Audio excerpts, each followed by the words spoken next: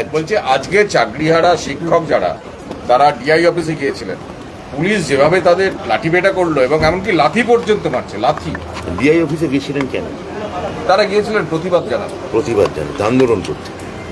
তাহলে আমার বক্তব্য হচ্ছে যে সেদিন নেতাজি ইন্ডোরে মিটিংয়ের পর মুখ্যমন্ত্রী বার্তা দেওয়ার পর ঘটনাটা দুর্ভাগ্যজনক, নিন্দাজনক, এগুলো যেমন একদিকে সবই সত্যি, আবার এটাও সত্যি যে সেদিন মুখ্যমন্ত্রীর নেতাজি ইন্ডোরে মিটিংয়ের পর তাদের নেতৃস্থানীয়র সঙ্গে আমার বৈঠক হয়েছে।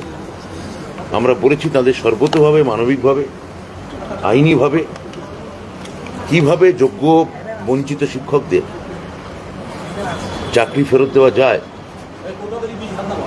সে ব্যাপারে একটা সুরাহার পথ আমরা খুব দ্রুত বার করব। সেই নিয়ে ওদেরই নেতৃবর্গের সঙ্গে কথা, ওরা আমাদের সঙ্গে বসতে চেয়েছিল এই শুক্রবার বা শনিবার বা এই সপ্তাহে। সে তারিখও ঠিক হয়ে গেছে যে ওরা আসবেন। হ্যাঁ, আমি একা না, এসএসসি চেয়ারম্যান থাকবেন, যে কমিটি থাকবে পুরো এন্টায়ার কমিটি, আমার বিভাগীয় সচিব থাকবেন, ওদের সঙ্গে বসে একটা সুরাহা বার করার কথা বা ওদের দাবিগুলো, ওদের বেসিক দাবি কী আছে সেটা শোনার কথা। তাহলে আমার বক্তব্য হচ্ছে যে আপনি যদি যে সরকারের কাছে আপনি দাবি করছেন, সরকার আপনাদের সর্বতভাবে সাহায্য করছে, শিক্ষা দপ্তর সর্বতভাবে সাহায্য করছে, এসএসসি আপনাদের সঙ্গে যখনই দেখা করতে চাইছে দেখা করছেন, আমাদের সঙ্গে মিটিং চলছে, তাহলে সেখানে আপনার কথা অনুযায়ী আন্দোলন, লড়াই, প্রতিবাদ এগুলো তো কিছুদিন স্থগিত রাখা যেত। এগুলোর জন্য তো দিন পড়ে আছে।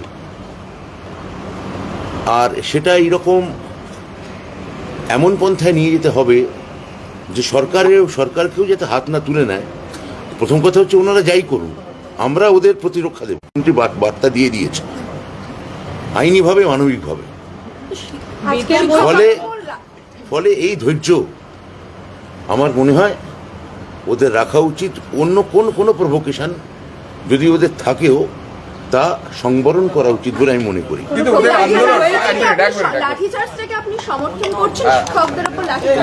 তো প্রথমেই বলে দিলাম এটা তো একটা বিচ্ছিন্ন পার্ট নয়। আপনি কি ওদের, আমি আপনাদের প্রতি প্রশ্ন করছি, ওরাই আমাদের সঙ্গে বসতে চাইছেন, ওরাই আমাদের সঙ্গে আলোচনায় আসতে চাইছেন এবং একই সঙ্গে একটা ধ্বংসাত্মক আন্দোলনের দিকে যাচ্ছেন। দুটো তো একসঙ্গে হতে পারে। ওরা যে আন্দোলনই করুক আমরা বসবো, আমরা সাহায্য করবো, আমরা বদ্ধপরিকর।